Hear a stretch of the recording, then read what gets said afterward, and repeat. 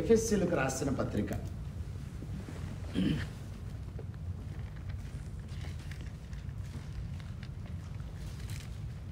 అనంతపురంలో నేను అనంతపురం అనే ప్రాంతంలో సేవ చేస్తున్నాను. మాది వాస్తవంగా ఆంధ్రప్రదేశ్లో కృష్ణా జిల్లా చల్లపల్లి అంటే మచిలీపట్నం అని అంటారు, దానికి దగ్గరలో పుట్టి పెరిగాను. అనంతపురంలో ఒక సంఘ పెద్ద ఆయన హెబ్రోన్ చర్చికి వెళ్తారు, సుగుణాకర్ రావు గారని. అప్పుడప్పుడు మేము కలుసుకుంటూ ఉంటాం. ఒకరోజు ఆయన నేను మాట్లాడుతూ ఉన్నప్పుడు ఆయన సంఘాన్ని గురించి మాట్లాడుతూ,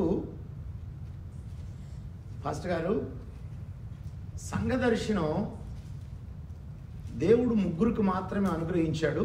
అపోస్తలుడైన పౌలు తర్వాత ఒక వ్యక్తి అమెరికా దేశంలో ఉన్నాడు, ఆయన పేరు చెప్పలేదు వారు, కానీ నేను అనుకుంటున్నాను రాబర్ట్ గోవిట్ అనేటువంటి వ్యక్తి.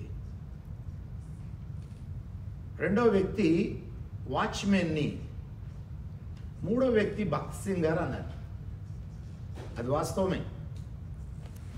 ఎందుకంటే ఈనాడు అసలు సంఘం అంటే తెలియనటువంటి సంఘాలు సేవకులు కూడా ఉన్నారు.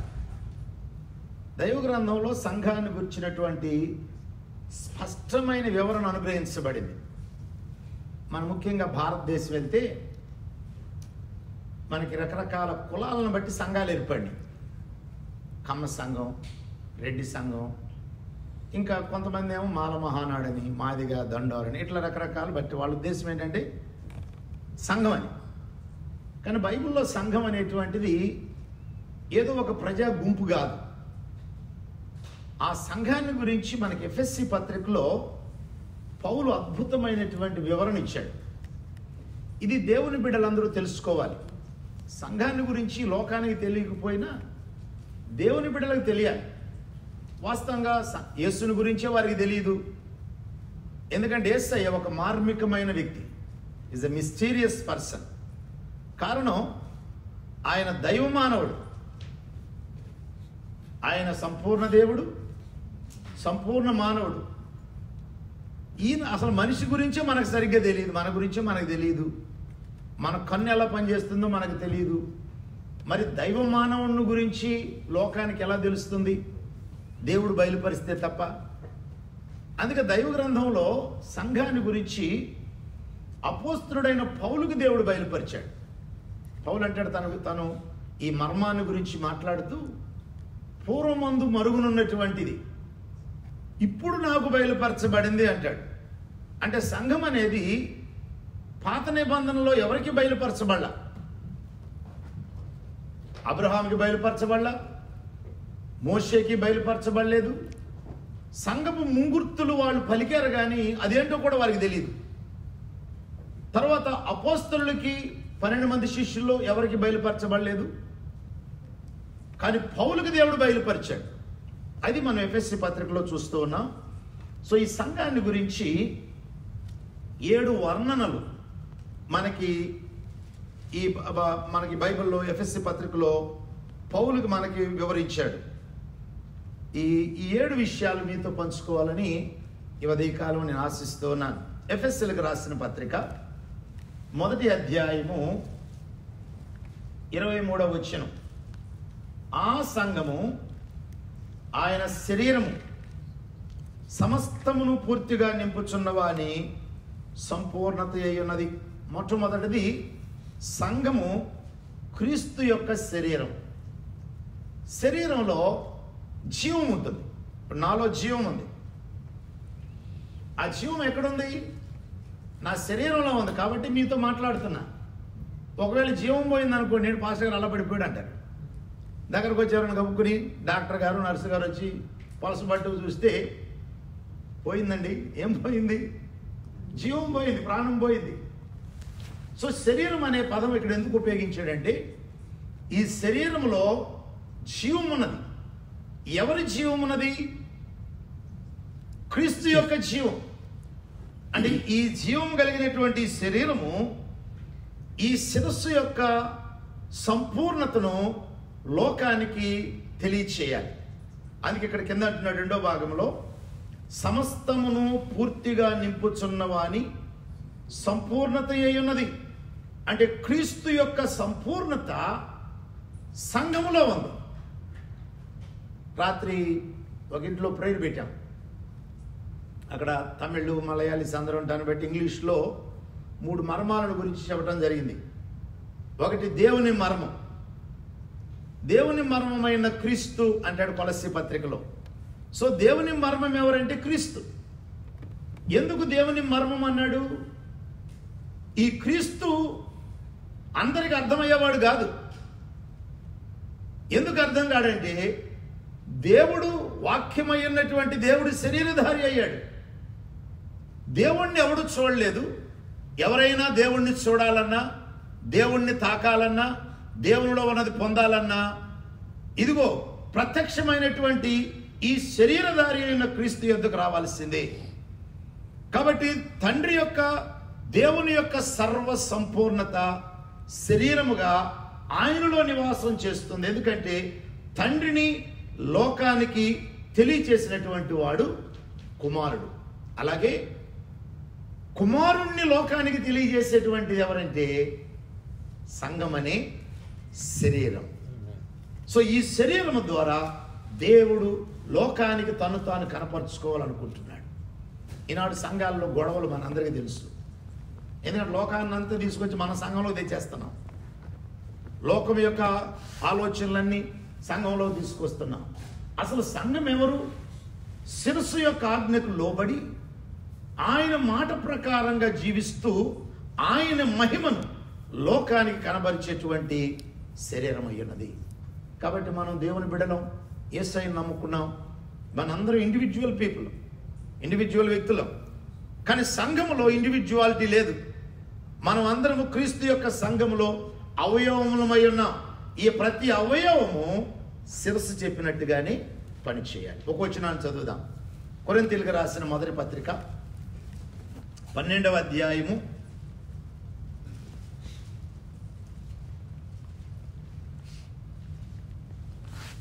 12వ వచనం. ఎలాగు శరీరం ఏకమై ఉన్నను అనేకమైన అవయవములు కలిగి ఉన్నదో, ఎలాగు శరీరము యొక్క అవయవములన్నీ అనేకములై ఉన్నను ఒక్క శరీరమై ఉన్నవో అలాగే క్రీస్తు ఉన్నాడు. సో ఇప్పుడు నా శరీరంలో రకరకాల అవయవాలు, ఏళ్ళు ఉన్నాయి, ముక్కు ఉంది, ఈ చెవులు ఉన్నాయి, రకరకాల అవయవాలు ఉన్నాయి. వీటన్నిటికీ ఒక పని ఉంది. శరీరం ఒక్కటే కానీ అవయవాలు అనేకం. అలాగే అవయవాలు అనేకం కానీ శరీరము ఒకటే. మనందరం శరీరంలోనికి బాప్తిసం పొందాము అంటాడు. 13వ వచనం చూడండి. ఎలయనగా యూదులమైనను, గ్రీసు దేశస్థులమైనను, దాసులమైనను, స్వతంత్రులమైనను మనమందరము ఒక్క శరీరములోనికి. ఏంటా శరీరము? ఇక్కడ కింద ఒక్క శరీరముగా ఉండుటకు. యేసయ్యను నువ్వు ఎప్పుడైతే నమ్మావో ఈ స్థానిక సంఘము, ఇప్పుడు కర్మేలు ఏజీ ఇక్కడ, కర్మేలు సంఘం ఇక్కడ కూడుకుంటుంది, రేపు ఇంకో చోట కూడుకోవచ్చు. ఇది కాదు సంఘం. ఈ బిల్డింగ్ సంఘం కాదు మనకి. మీరు సంఘమై ఉన్నారు.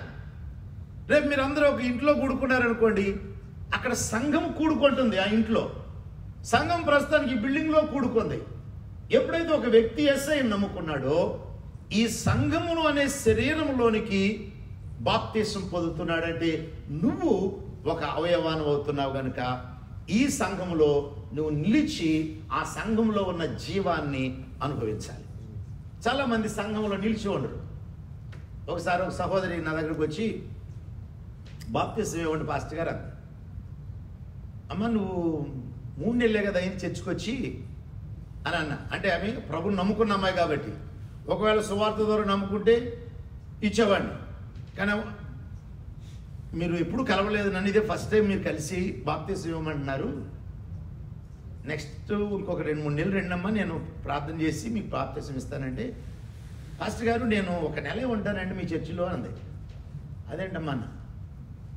సార్ నేను 20 సంవత్సరాల క్రితం యేసుప్రభుని నమ్ముకున్నాను, ఇప్పుడు 10 చర్చిలకి వెళ్ళాను, ఇది 11వ చర్చి, ఇక్కడ బాప్తిసం తీసుకుని ఇంకో చర్చికి వెళ్తాను అంది. అలాగైతే నీకు బాప్తిసం ఇవ్వనన్నా నేను. ఆ ఉద్దేశం ఏంటంటే నాకు ఒక చర్చిలో ఇష్టం లేదండి, మరి ఒక చర్చిలో ఇష్టం లేనప్పుడు అసలు ఈ స్థానిక సంఘం విలువ తెలియదు. సార్వత్రిక సంఘము ఎక్కడుంది? స్థానిక సంఘం లేకుండా సార్వత్రిక సంఘం లేదు. సార్వత్రిక సంఘం అదృశ్య సంఘం, అది కనబడదు. కానీ స్థానిక సంఘం కనబడే సంఘం. అసలు సంఘం ఎప్పుడు పుట్టింది? పరిశుద్ధాత్మ రాకతో పుట్టింది. క్రీస్తు యొక్క పునరుత్థానం, పరిశుద్ధాత్మ రాక, సంఘం యొక్క ఉద్భవించటం. అంటే స్థానిక సంఘం లేకుండా సార్వత్రిక సంఘం లేదు. కాబట్టి దేవుని బిడ్డలు స్థానిక సంఘంలో నిలిచి ఉండాలి.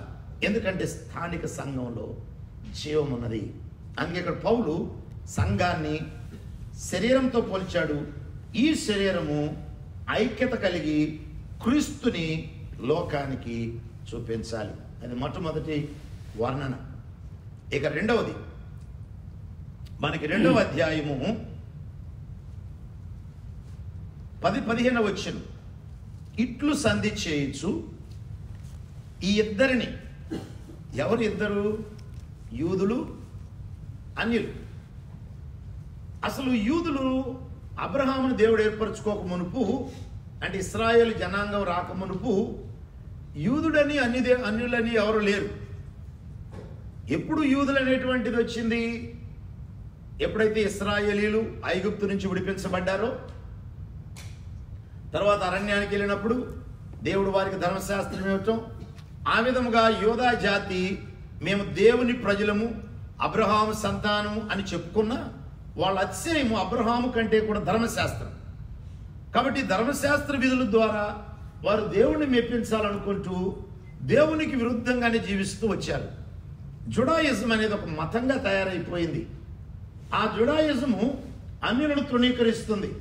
అయితే వాస్తవంగా పౌలు యొక్క వాదన ఏంటంటే, గలతీ పత్రికలో, ఎఫెసీ పత్రికలో అబ్రహాము సున్నతి పొందక మునిపే విశ్వాసం ద్వారా నీతిమంతుడయ్యాడు.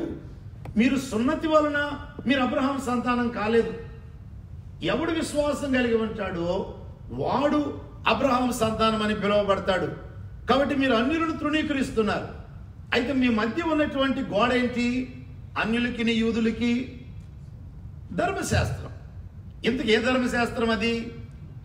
నీతి ధర్మశాస్త్రం కాదు, కర్మకాండ సంబంధమైన ధర్మశాస్త్రం, ద సెరమోనియల్ లా. అసలు సెరమోనియల్ లా ఎందుకు వచ్చింది? మోరల్ లా అని బట్టి. మోరల్ లా అనేది 10 ఆజ్ఞలు. 10 ఆజ్ఞల్లో ఒక ఆజ్ఞను మీరినప్పుడు అతడు ఆ కర్మ, అంటే ఆ మీరటాన్ని బట్టి వచ్చినటువంటి పాప ప్రక్షాళన చేసుకుని దేవుని యొద్దకు రావటానికి దేవుడు సెరమోనియల్లా పెట్టాడు. ఉదాహరణకి, అమ్మ మీరు ఇంట్లోనే ఉండండిరా, బయట వర్షం వస్తుంది, బయటికి వెళ్ళారు తమ కొడతానంది. మనం తొంటరోళ్ళం కాదు, ఇప్పుడు కాదు లేడు, మన చిన్నప్పుడు అమ్మ చెప్పిన వింటాం. మనం బయటికి వెళ్ళి శుభ్రంగా బుర్రతొక్కి ఇంటిలోకి వచ్చి ఉంటాం. మనం వెళ్ళి స్నానం చేసి హాయిగా కూర్చుని ఉంటాం. ఎవడో బుర్రతొక్కి వచ్చిందని అంటది అమ్మ. ఆడి తమ్ముడు అంటాడు వీడు. ఇంకొకసారి వర్షం వచ్చినప్పుడు అమ్మ ఏమంటదంటే, మీరు బయటికి వెళ్ళొద్దురా అంటది. ఒకవేళ వెళితే బకెట్ నీళ్లు బయట పెట్టని కాళ్ళు కడుక్కోరండి. సో ఆ కాళ్ళు కడుక్కోవటం అనేది సెరమోనియల్లా. సో అసలు ఈ సెరమోనియల్లాని వీళ్ళు ఆధారం చేసుకుని అన్యులను వాళ్ళు తృణీకరిస్తూ వచ్చారు. కాబట్టి ఆ గోడను పడగొట్టేసి యేసయ్య ఏం చేశాడు? ఈ ఉభయులను ఇద్దరిని తన యందు ఒక నూతన పురుషునిగా సృష్టించి, ఇప్పుడు సంఘం ఎవరంటే నూతన పురుషుడు, స్త్రీ అని లేదు ఇక్కడ, నూతన పురుషుడు. ఇప్పుడు సపోజ్ కుటుంబాన్ని తీసుకోనండి. కుటుంబాన్ని మనము పాత నిబంధనలు ముఖ్యంగా చూస్తే పురుషుల యొక్క తలలు లెక్క పెట్టబండి, కానీ స్త్రీని పెద్దగా లెక్క పెట్టబడలా. చాలామంది బైబిల్ స్టూడెంట్స్ ఏమనుకుంటారంటే, బైబిల్ రాసినటువంటి వాళ్ళు ఈ పురుషవాదులు, అందుకని పురుషుల గురించి ఎక్కువ రాసుకున్నారు. అంటే ఇది ఇన్స్పైర్డ్ వర్డ్ ఆఫ్ గాడ్ కాదా? It is inspired word of God. It's God who spoke through the people. దేవుడు ఎవరి పక్షపాతి కాదు.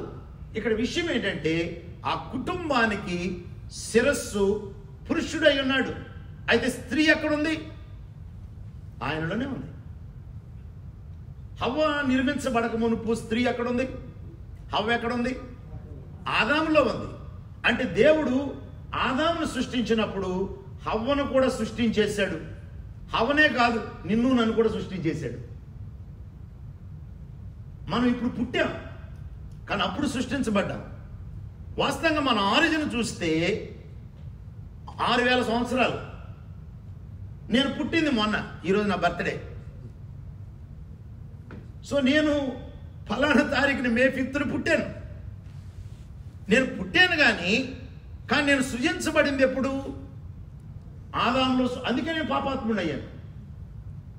ఒకవేళ నేను అక్కడ సృష్టించబడకపోతే ఆదాములో, నేను ఎందుకు పాపాత్ముడు అవుతాను? నేను ఆదాములో సృష్టించబడ్డాను. అయితే ఆదాములో నేనేమో సృష్టించబడింది. నా తల్లి కూడా సృష్టించబడిందా అంటే హవ్వ కూడా సృష్టించబడింది. హవ్వ కూడా ఆయనలో ఉంది. అలాగే క్రీస్తులో సంఘం ఉంది. అది పౌలు ఏమన్నాడంటే ఇస్ కార్పొరేట్ క్రైస్ట్.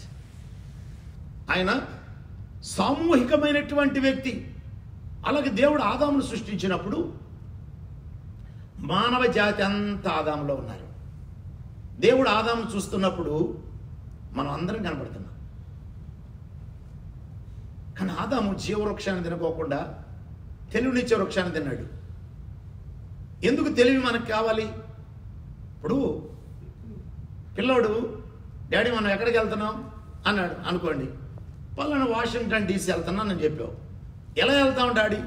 నువ్వు ఎందుకు నా పక్కన కూర్చోరంటాం మనం. వాడికి ఎందుకు తెలివి? నేను ఉన్నప్పుడు you don't need to know anything, SIT with me, I will take you. నీకు ఎప్పుడు తెలివి కావాలి? నేను లేనప్పుడు, నువ్వు నా మీద ఆధారపడొద్దు అనుకున్నప్పుడు నీకు తెలివి కావాలి. ఆదాం అదే చేశాడు. నీ అవసరత నాకు లేదు, సాతానుడు అదే మోసం. సో ఆదాం ఎప్పుడైతే పాపం చేశాడో, ఈ ఆదాము పాత సృష్టి అయిపోయాడు. ఇప్పుడు దేవుడు ఒక నూతన సృష్టిని చేయాలనుకున్నాడు. ఒక నూతన వ్యక్తి దేవుడికి కావాలి. ఆ నూతన వ్యక్తి సంఘానికి శిరస్సు అయి ఉండాలి.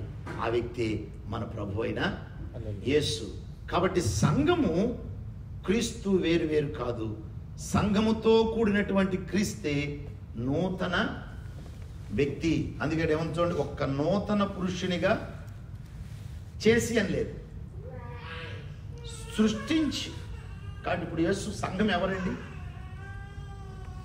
ఇప్పుడు వాస్తవంగా నేను ఇక్కడికి వచ్చాను. Really I represents my family, నా wife, my children also, because I'm head of the family. Yes అయ్యా, ఒక నూతన సృష్టి. ఆ నూతన సృష్టి ఎందుకు ఆయన ఒక నూతన పురుషుడిని పిలువబడ్డాడంటే, ఇప్పుడు సంఘముతో కూడినటువంటి వ్యక్తిన, అంతకుముందు సంఘం లేనటువంటి వ్యక్తి. ఆయన ఏకైక కుమారుడు. ఇప్పుడు ఆయన ఎవరు? జ్యేష్ఠ కుమారుడు అయ్యాడు.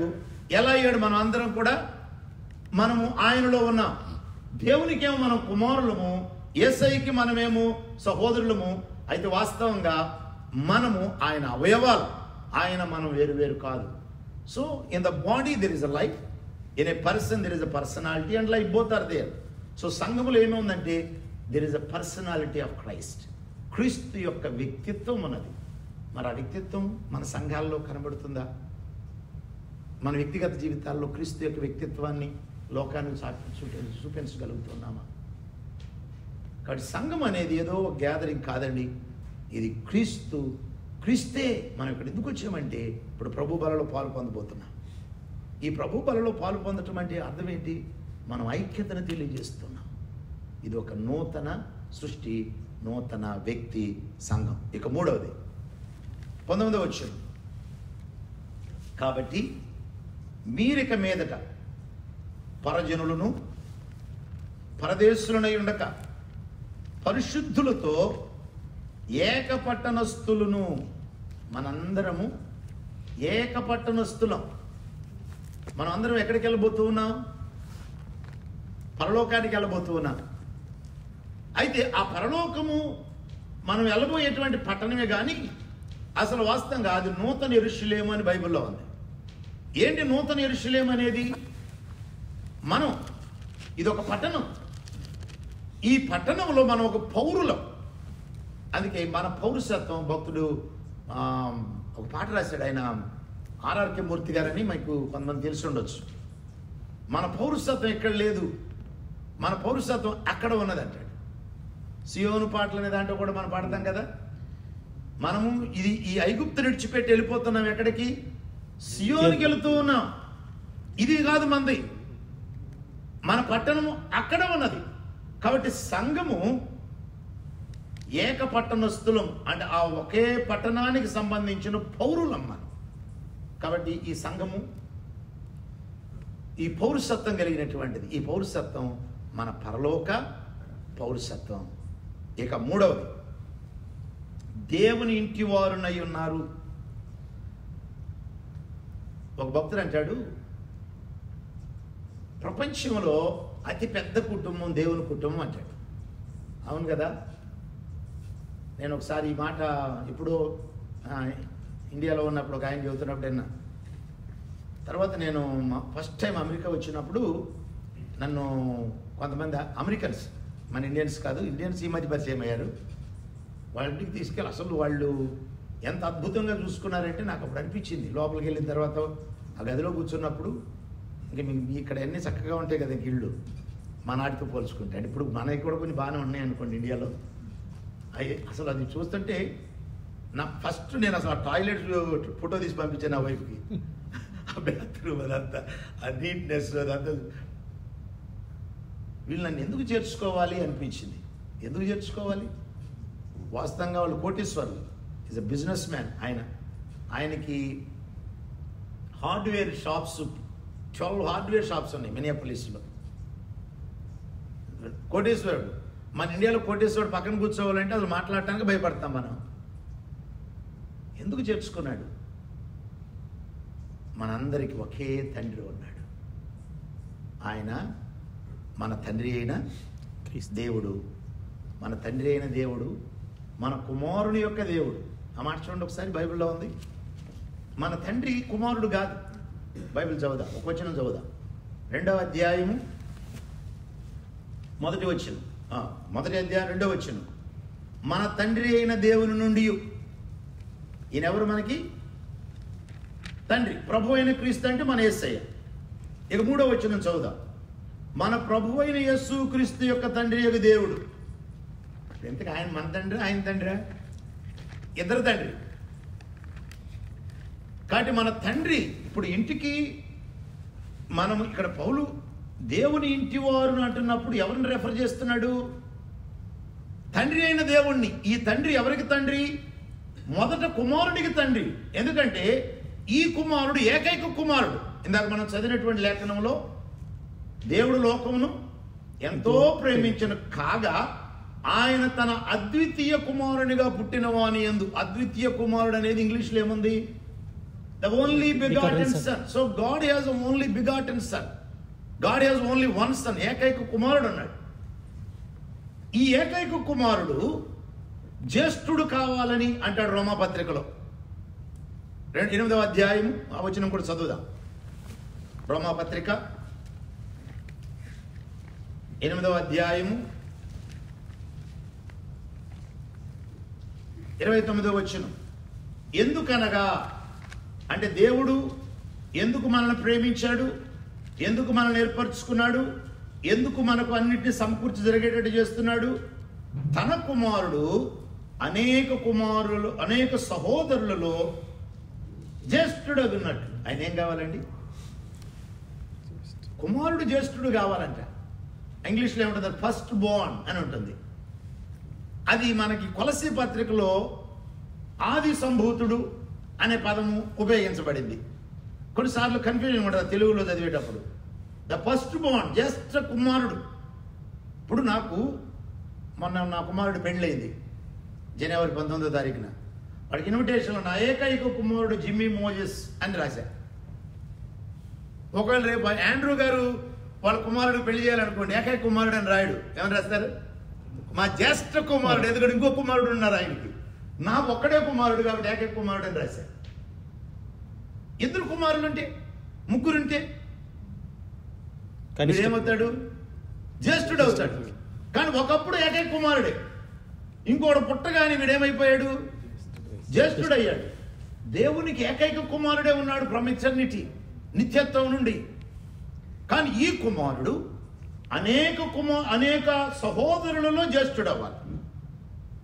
అండ్ ఆ కుమారుడు జ్యేష్ఠుడవ్వాలంటే అనేక కుమారులు ఆయనకి కావాలి. ఆ కుమారులు కావటానికి తండ్రి తన కుమారుణ్ణి బలి చేశాడు. గోధుమ గింజ భూమిలో పడి చచ్చిపోయింది. ఆ లేచేటప్పుడు ఆ గోధుమ గింజ ఒకటే లేవదు, అనేక గోధుమ గింజలను తెస్తుంది. ఈ గోధుమ గింజల్లో ఏ స్వభావం ఉంటుందండి? చచ్చిపోయిన గోధుమ గింజ స్వభావమే ఉండాల్సింది. ఇప్పుడు ఈ చెట్లన్నీ చూడండి, అది దేవుడు ఎంత అద్భుత సృష్టి అండి. అసలు ఆ మొదటి అధ్యాయం నుండి ఎన్ని విషయాలు మరి దేవుడు బయలుపరిచాడు మోషేకి. తమ తమ జాతి ప్రకారం విత్తనములు ఇచ్చు ప్రతి చెట్టు అంటాడు కదా, తమ తమ జాతి ప్రకారం. ఈరోజు మేము ఇక్కడ రాగానే సిస్టరు మాకు పవిత్ర సిస్టర్ కాకరకాయ కూర పెట్టింది. ఎందుకంటే మాకు ఇష్టమని తెలిసి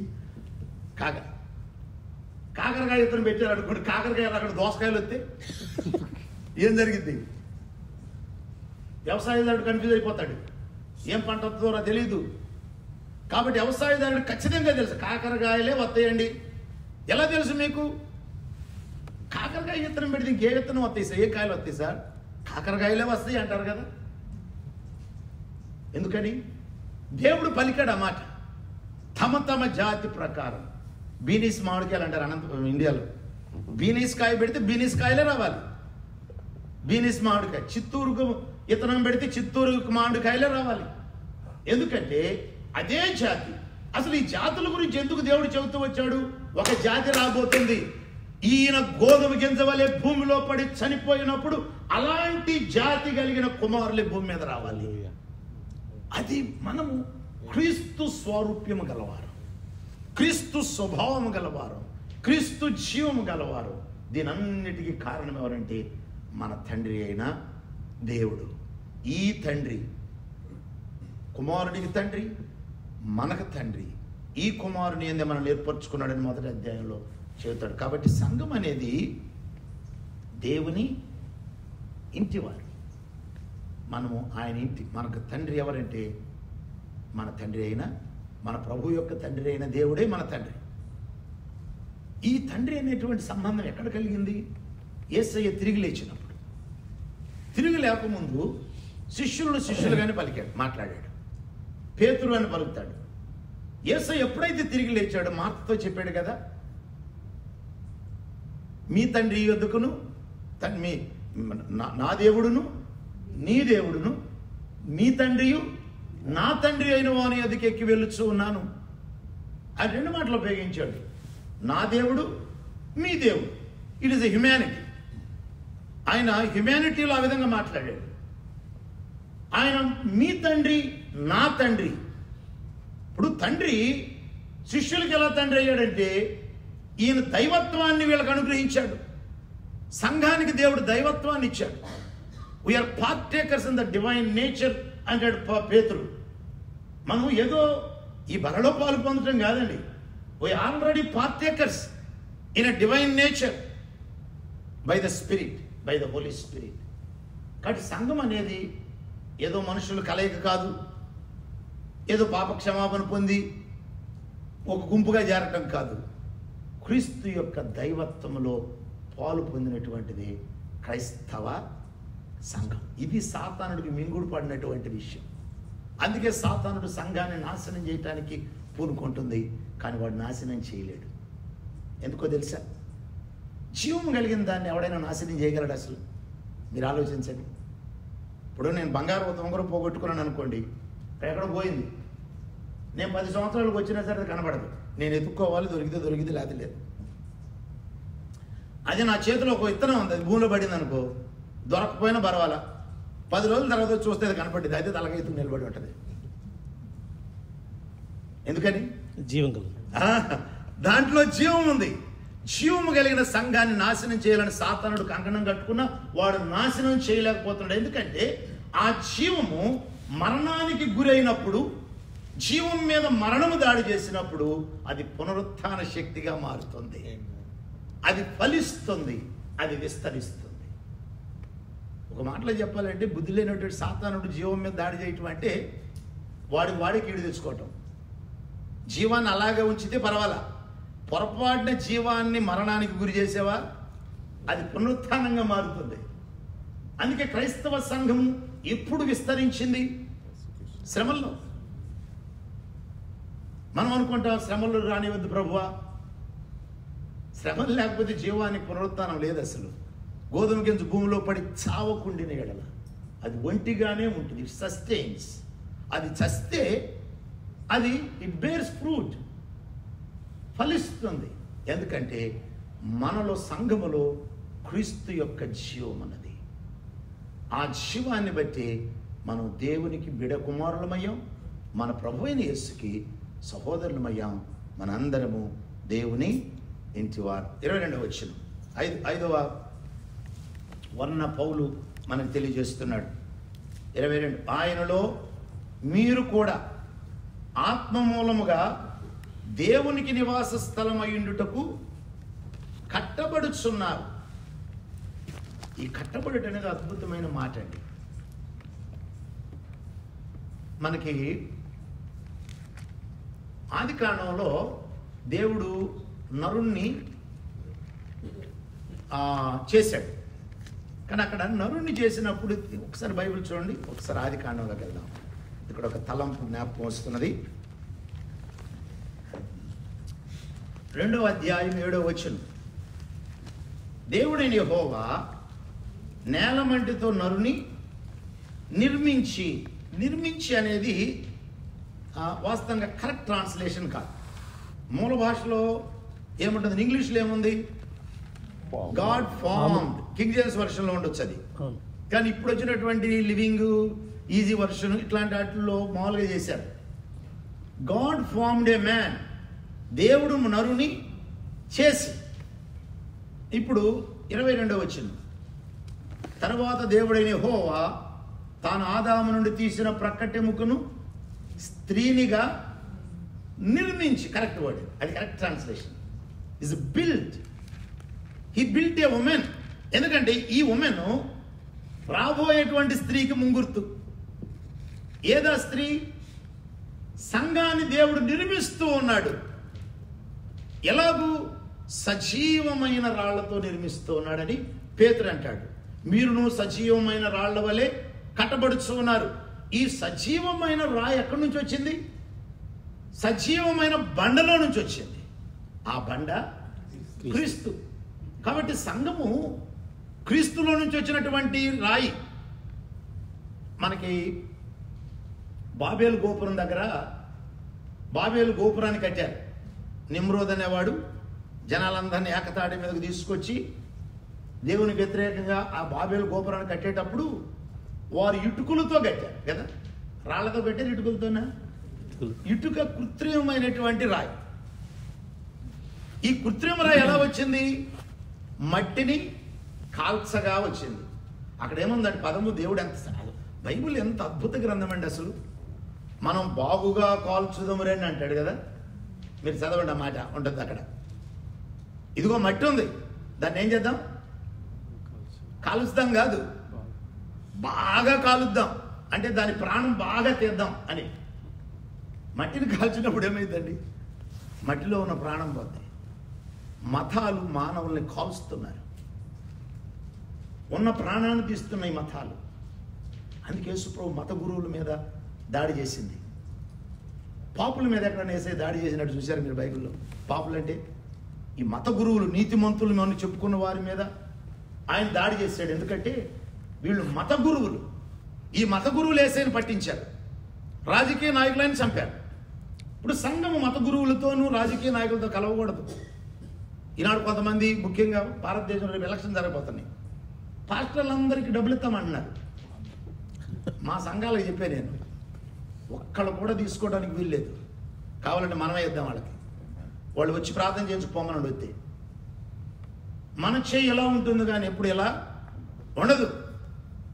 నా దేవుడు ఉద్యోగం ఇస్తాడు, లేదా నీ బిజినెస్ని దీవిస్తాడు దేవుడు. నాకు బాగా ఇష్టమైనటువంటి దైవజనుడు భక్సింగ్ గారు, అంటే మీ సంఘంలో ఉన్నది చెప్పట్లే మాట. భక్సింగ్ గారు కానుకలు పట్టేటప్పుడు ఒక మాట అనేవాడంట, రక్షణ పొందని వారు ఎవరు కానుక పెట్లు డబ్బు వేయదు. రెండోది చెప్పేవాడు ఆయన, దశంభాగం ఏమన్నా వాళ్ళు బలవెల్లలో చేయదు. దొంగోడు ఎందుకు నువ్వు చేసేది? ఆయన డబ్బు కాదు ఆశించింది, ఆయన ఎవరు చేయాలి. దాంట్లో మనం దేవుని బిడ్డలం, నమ్మకంగా ఉండాలి. మన దశంభాగము దేవునికి ఇవ్వాలి. ఇవ్వలేనటువంటి పిసినారివి నువ్వు రక్షించబడ్డావు, నాకు అనుమానమే. కాబట్టి దేవుని సంఘాన్ని దేవుని బిడ్డలు కట్టాలి. రాజకీయ నాయకులు మనకిచ్చేది ఏంటి? రక్షణ లేని వాడు ఎవడు ఇవ్వటానికి వీలు లేదు. నా దేవుడు భిక్షగాడు కాదు. ఎంతటి ఫెయిత్ అండి అయింది. ఈ రోజున బక్సింగ్ మన ఎప్పుడూను హైదరాబాదు ఆ స్థలం కోట్లు. ఎన్టీ రామారావు కాజేయాలని చూశాడు ఒకప్పుడు. బక్సింగ్ గారు అన్నాడంట, అయ్యి ఇది నాది కాదు, నా ప్రభుని అడిగి వచ్చి ఇస్తాను, ఒకవేళ ఇమ్మంటే ఇస్తాను అన్నాడు. అని లోపలికి వెళ్ళి ప్రార్థన చేసి వచ్చి, అయ్యా మరి కావాలంటే తీసుకో, కానీ దేవుడు ఒక విషయం చెప్పాడు, ఈ స్థలాన్ని ఎవడు తీసుకుంటాడు అది చస్తాడని చెప్పాడు. ఈ నెమ్మదిగా దారుకున్నాడు. అట్లా ఎన్ని స్థలాలండి ఉచితంగా ఇవ్వబడినటువంటి స్థలాలు హెబ్రోన్ చర్చెస్కి. ఎందుకంటే ఈ దైవజనుడు ఫెయిత్ఫుల్గా ఉన్నాడు. విశ్వాసులు ఇవ్వాలి అనేది ఏమైనా అవసరం లేదు. నా దేవుడు భిక్షగాడు కాదు. విశ్వాసి వైద్యుడు ఇవ్వకుండా ఉండటం అనేటువంటి తప్పు. ఆ దైవజనుడి యొక్క విశ్వాసం ఎంత గొప్పదో. మరి ఈ సంఘం, ఈ సజీవమైన రాయి అంటే సంఘం ఎక్కడి నుంచి చెక్కబడిందండి? క్రీస్తులో నుండి చెక్కబడింది. నువ్వు ఎక్కడి నుంచి వచ్చావు? క్రీస్తులో నుండి వచ్చావు. నీ విలువ లోకస్తుల విలువ ఒకటి కాదు. మనకు ఒకవేళ చిన్న గుడిసే ఉండొచ్చు, మన దగ్గర డబ్బులు లేకపోవచ్చు, కానీ నేను జీవము కలిగిన దేవుని బిడ్డని, నాలో క్రీస్తు జీవం ఉన్నది. ఈ జీవము నాది కాదు, నేను చెక్కబడినటువంటి బండలోనిది. ఆ బండలో నుండి చెక్కబడిన రాయితో దేవుడు తన నివాస స్థలాన్ని ఏర్పరచుకుంటున్నాడు. కాబట్టి సంఘములో ఎవరున్నారండి? ప్రభు ఉన్నాడు. ఇప్పుడు మన మధ్య ప్రభు మీతో పాటు కూర్చొని వింటున్నాడు. మీరందరూ వెళ్ళిపోతే ఇక్కడ ఎవరు ఉండరు, దయ్యాలు వస్తాయి కావాలంటే. అంతే కదండి. ఇక్కడ దయ్యాలనే సంగతి తెలియదేమో అమెరికా వాళ్ళకి, నాకు తెలీదు. ఎందుకంటే ఇండియాలో ఎక్కువ విగ్రహారాధన కదా. ఇప్పుడు మనం లేకపోతే ఎవరు ఉంటారు? ఇది పరిశుద్ధ స్థలం అంటారా? ఇది పరిశుద్ధ స్థలం. మనము పరిశుద్ధ స్థలం. మనం ఒక చోట కూడుకున్నప్పుడు మన ప్రభు సన్నిధి, అది సంఘం. ఇక 5వది 6వది త్వరగా ఈ 2 విషయాలు చూసి ముగిద్దాం. 5వ అధ్యాయము 6వ వచనం, 27వ వచనం. పురుషులారా, మీరును మీ భార్యలను ప్రేమించుడి,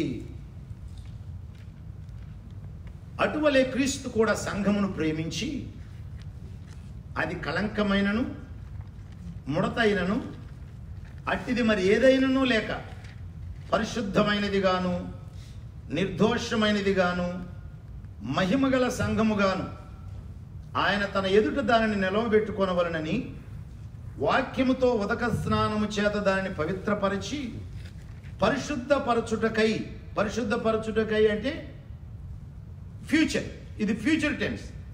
పవిత్రపరచి అనేది కూడా ఫ్యూచర్ టెన్సే. పరిశుద్ధపరచుటకై దాని కొరకు తన్ను తాను అప్పగించుకొని ఇస్ అ పాస్ట్ టెన్స్. కాబట్టి యేసయ్య సిలువలో మరణించింది ఎందుకొరకు? సంఘం కొరకు. మరి సంఘం ఎక్కడుంది? ఆయనలో ఉంది. సంఘము బయట లేదండి. మనం అనుకుంటాం, ఇప్పుడు కొంతమంది వేదాంత శాస్త్రంలో ఈ థియోలోజియన్స్ ప్రీడెస్టినేషన్ నమ్మనటువంటి వాళ్ళు ఉన్నారు. అంటే యేసు ప్రభు మనల్ని దేవుడు ముందుగా ఏర్పరచుకోవటం, బైబిల్లో అది ఉంది. దేవుడు మనల్ని ముందుగా చూచాడు. భూమి పునాదులు వేయబడక మునిపే అని ఉంది కదా. ఒకసారి చూడండి వచనాన్ని. ఎఫెసీ పత్రిక 1వ అధ్యాయము 2వ భాగం చదువుదాం. 6వ వచనం 2వ భాగం. యేసు క్రీస్తు ద్వారా తనకు కుమారులునుగా స్వీకరించుటకై మనలను ముందుగా తన కోసము నిర్ణయించుకొని, అది నిర్ణయించుకొని అనేది ప్రీడెస్టైన్ అని ఉంటుంది ఇంగ్లీష్లో కదండి. ఈ ప్రీడెస్టైన్డ్ మనము తన ఎదుట పరిశుద్ధులమును నిర్దోషులమునై ఉండవలని జగత్తు పునాది వేయబడక మునిపే ప్రేమ చేత ఆయన క్రీస్తులో మనలను ఏర్పరచుకునండి. చోజన్, ఈ ప్రీడెస్టైన్ అండ్ చోజన్. ఎప్పుడు ఇదంతా జరిగింది? భూమికి పునాదులు వేయబడక మునిపే. ఇది అంతటి భాగ్యం కదా. ఇప్పుడు మనం ఎందుకు ప్రభువుని ఆరాధిస్తున్నాం? మనం ఎవరైనా క్రియలను బట్టి రక్షించబడ్డామండి. ఇప్పుడు మీలో కొంతమంది అమెరికా వచ్చిన తర్వాత రక్షించబడి ఉంటారు. మీలో ఎక్కువ మంది సాఫ్ట్వేర్ ఇంజనీర్లు ఉన్నారు. మీలో కొంతమంది జేఎన్టీలో ఏదో కాలేజీలో చదువుకుంటున్నప్పుడు ఏసైని నమ్ముకుని ఉంటారు. ఇప్పుడు మా చర్చి అనంతపురంలో ఇంజనీరింగ్ కాలేజ్ దగ్గర ఒక ఆరాధన జరిగింది. ప్రతి సంవత్సరం 80 నుండి 100 మెంబర్స్ ఈ స్టూడెంట్స్ వస్తారు.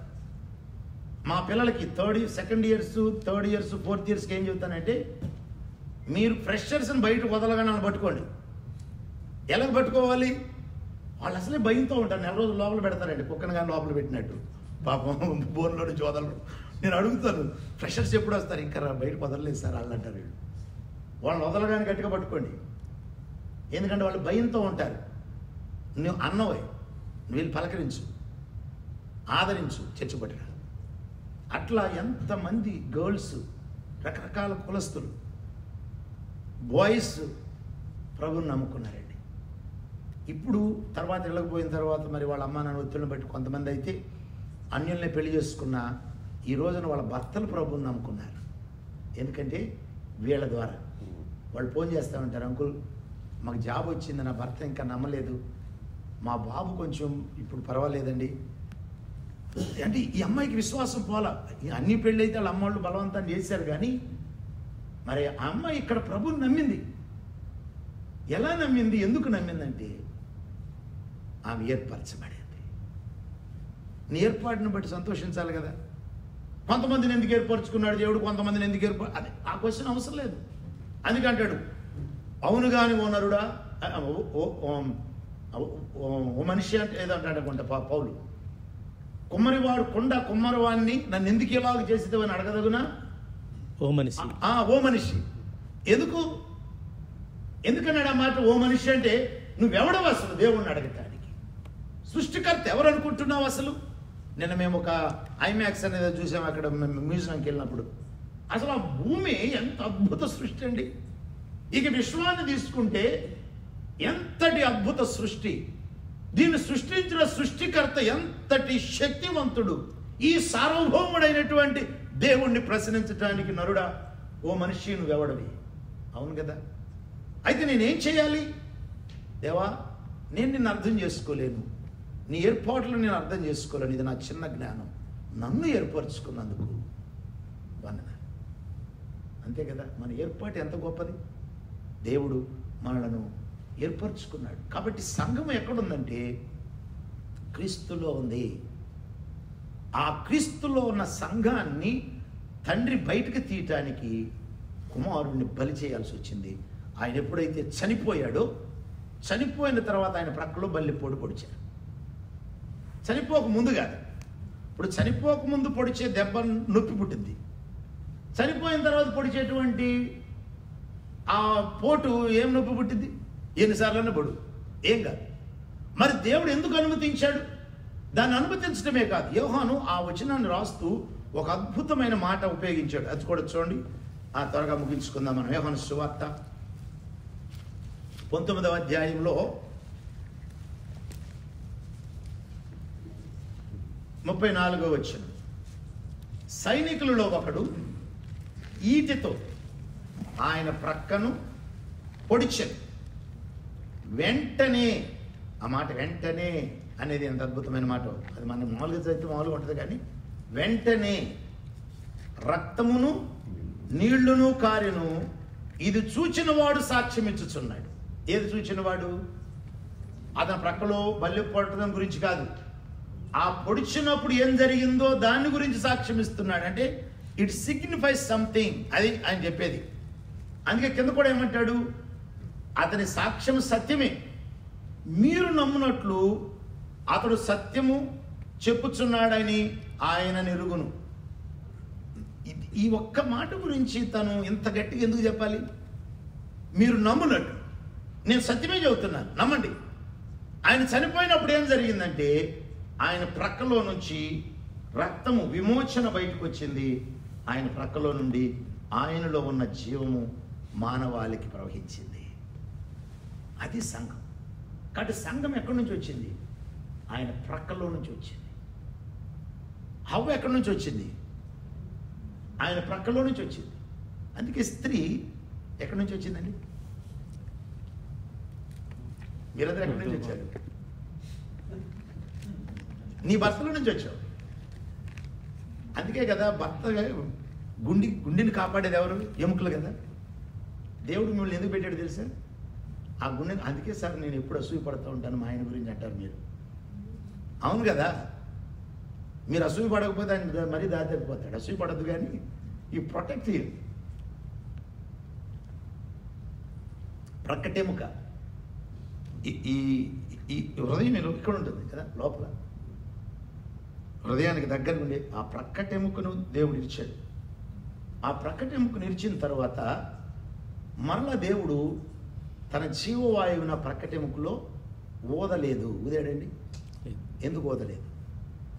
ఆల్రెడీ జీవం ఉంది. ఎవరి జీవం ఉంది దీంట్లో? ఆదాము జీవం ఆల్రెడీ ఉంది. సంఘములో క్రీస్తు జీవం ఉంది. మనము పరలోకానికి నిత్య జీవములోనికి ఎంటర్ అవ్వట్లేదండి. Already we received the eternal life. పరలోకం అనేది ఎటర్నల్ లైఫ్ కాదు. మనకు జీవమైన యేసు మనలో ఉన్నాడు. కాబట్టి నిత్య జీవము మనం పొందుకోవటం కాదు. యేసు నమ్మిన ప్రతి వానిలో ఏముంది? నిత్య జీవం ఉన్నది. ఆ జీవము యేసే, మనకు జీవమయ్యున్న యేసు. కాబట్టి సంఘము ఆయన ప్రక్కలో ఉన్నటువంటి తన వధువు. మనము సంఘము కొరకు క్రీస్తు ప్రాణం పెట్టాడు. ఎందుకు ప్రాణం పెట్టాడంటే ఆయన అంతగా మనలను ప్రేమించాడు.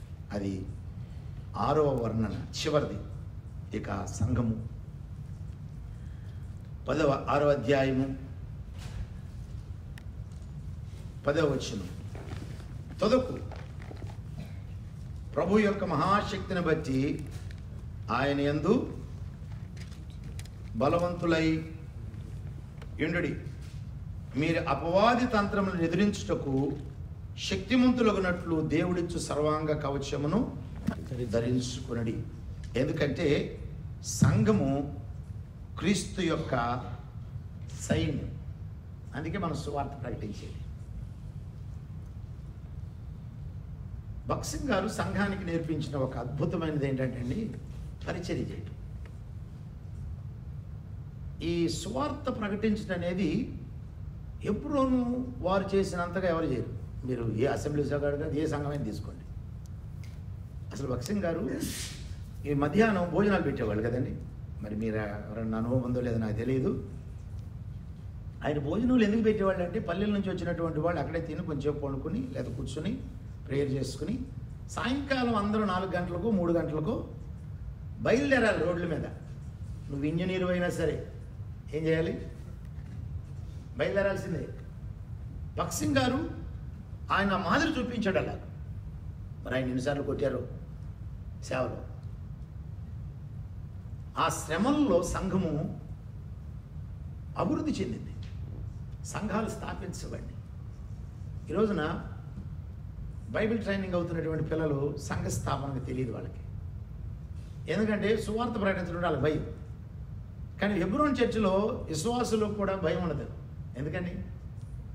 ఈ భయాన్ని పోగొట్టుకున్నారు. ఎక్కడ? ఈ భక్త్ సింగ్ గారు వెనకాల తిరిగాను. భక్త్ సింగ్ గారే కాదు, ఎల్డర్స్ కానీ. అందుకని ముఖ్యంగా ఈ హెబ్రోను చర్చికి వెళ్ళేటువంటి వాళ్ళు రిటైర్డ్ కాదు, ట్రాన్స్ఫర్ అయ్యారనుకోండి, వాళ్ళు సువార్త ప్రకటిస్తారు. అక్కడ ఒక 10 మందిని గ్యాదర్ చేస్తారు. వీళ్ళు దశంభాగం ఇస్తారు, వాళ్ళతో దశంభాగం ఇప్పిస్తారు. Servant of గాడ్ని పిలిపిస్తారు. ఇక్కడ ఒక సంఘం స్థాపించబడింది. ఒకరోజు అలెగ్జాండర్ గారు, దాని పేరు మర్చిపోయాను, ఆయన అనంతపురం వచ్చారు. ఆయన మాట్లాడుతూ ఆయన అన్నారు, నేను భక్త్ సింగ్ గారి ట్రాన్స్లేటర్ని అండి అన్నాడు. అనేసరికి నాకు కొంచెం ప్రాణలేషన్ వచ్చినట్టు అయింది. ఎందుకంటే భక్త్ సింగ్ గారు నాకు చాలా ఇష్టం. 86లో లాస్ట్ కాన్వకేషన్ అనుకుంటానండి వాళ్ళది. అప్పుడు నేను బైబిల్ ట్రైనింగ్ చేస్తున్నా బీబీసీలో, భారత్ బైబిల్ కాలేజ్ అని సికింద్రాబాద్ దగ్గర. నేను భక్త్ సింగ్ గారి గురించి తెలుసుకోవాలని ఒక ప్రశ్న అడిగాను. సార్, ఆయన జీవించిన కాలంలోనే 32,000 సంఘాలు స్థాపించాడని విన్నాను, అన్ని సంఘాలు ఎలా స్థాపించాడు అన్నాను. ఆయన అన్నాడు, సార్ భక్త్ సింగ్ గారు స్థాపించలేదన్నీ, అన్ని వాళ్ళ విశ్వాసులు వాళ్ళ లీడర్స్ స్థాపించారు, అవన్నీ ఆయన నాయకత్వం కింద వచ్చినాయి అన్నాడు. నాకు అది ఇంకా ఆశ్చర్యం అనిపించింది. మనం స్థాపించినవి మన దగ్గర ఉండవు. అవును కదా, మరి ఆయన స్థాపించినవి కాలినటువంటివి ఎందుకు వచ్చినాయి? ఆయన నాయకత్వాన్ని ఎందుకు అంతగా అంగీకరించారు? ఆయన ఒక మాట అన్నాడు, సార్ భక్త్ సింగ్ గారి జీవితం తెరచిన ఇస్తర్ లాంటిదండి, ఏ దాపరికం ఉండదు. ఆయన సువార్త ప్రకటించేటప్పుడు కూడా ప్రార్థన చేద్దాం, లెట్ us pray అనగానే ఆయన మోకరిస్తారు, లెట్ us pray అంతే, మిగిలిన వాళ్ళందరూ మోకరిస్తారు. అదే చాలా సంఘాల్లో ఇదేం చేస్తాం, కళ్ళు మూసుకోండి, మోకరించండి, ఈయన మోకరించడు. ఒకసారి మా విశ్వాసులు అన్నారు, సార్ ఆ పాస్టర్ గారిని మీరు ప్రేయర్ పంపించారంటే మేము వెళ్ళను సార్ అన్నారు విశ్వాసులు. ఆఫ్టర్ సో మెనీ ఇయర్స్ తర్వాత. ఎందుకమ్మా అన్న, ఏం సార్ ఆయన కళ్ళు మూసుకోడు, మమ్మల్ని కళ్ళు మూసుకుని చేతులు ఎత్తి ప్రార్థన చేయండి అంటాడు. మరి లేడీస్కి ఎలా ఉంటుంది, లెట్ us pray అనగానే నువ్వు కళ్ళు మూసుకో, నువ్వు కళ్ళు తెరవడం అవసరం లేదు అసలు. ఎవరు మోకరిస్తున్నారు వాళ్ళ ఇష్టం, నువ్వు మోకరిస్తారు, ఖచ్చితంగా మోకరిస్తారు. అది భక్త్ సింగ్ గారు. అందుకని ఆయన నాయకత్వం కిందకి అనేక సంఘాలు ఎందుకు వచ్చినాయి అంటే, is a model leader, model servant of God. ఆయన స్వార్థకు ఆ విధంగా ఆయన ముందుండేవాడు, ప్రజల వెనకాల తీసుకెళ్ళాడు. సాతాను యొక్క రాజ్యంలో, సాతాను యొక్క వెన్నులో చలి పుట్టించాడు. హల్లెలూయా. కారణం సువార్త దేవుని శక్తి, సువార్త ప్రకటన. అదే పౌలు అంటాడు, సువార్త ప్రకటనని వెర్రితనము చేత అంటాడు. సువార్తని వెర్రితనం కాదు, సువార్త ప్రకటనని వెర్రితనం. మరొక చోట అంటాడు, సువార్త ప్రకటనని వెర్రితనము చేత మానవులను రక్షించిన దేవుని దయాపూర్వక సంకల్పమై ఉన్నది. ఇది లోకానికి వెర్రితనం, కానీ నాకు వెర్రితనం కాదు. దాని శక్తి ఏంటో నాకు తెలుసు కనుక నేను మౌనంగా ఉండను, సిగ్గుపడను. నేను మాట్లాడుతూనే ఉంటాను. నేను మాట్లాడేన ఆత్మలు రక్షించబడతాయి, నేను మౌనంగా ఉంటే ఆత్మలు నశిస్తాయి. అందుకే నన్ను ఈ church is the army, it is army of God. కాబట్టి సంఘము ఎన్నడూ మౌనం ఉండకూడదు, మాట్లాడాలి, స్వార్థ ప్రకటించాలి. కనుక సంఘం అనేది ఒక చిన్న గ్యాదరింగ్ కాదండి. అది 4 కావచ్చు, 5 కావచ్చు, 5,000 మంది కావచ్చు. స్థానిక సంఘము దేవుని ఏర్పాటు. స్థానిక సంఘము ఎవరో కాదు, క్రీస్తు శరీరం, నూతన వ్యక్తి, దేవుని పట్టణం, దేవుని ఇంటివారు, అలాగే ఆ దేవుని నివాస స్థలం, ఆయన వధువు, ఆయన సైన్యమై ఉన్నది. ఈ లక్షణాలు సంఘంలో ఉండాలి. మనం అందుకొరకే పిలువబడ్డాం. అట్టి దైవికమైన లక్షణాలు కలిగి ఈ లోకంలో దేవుని మహిమ కొరకు జీవిద్దాం.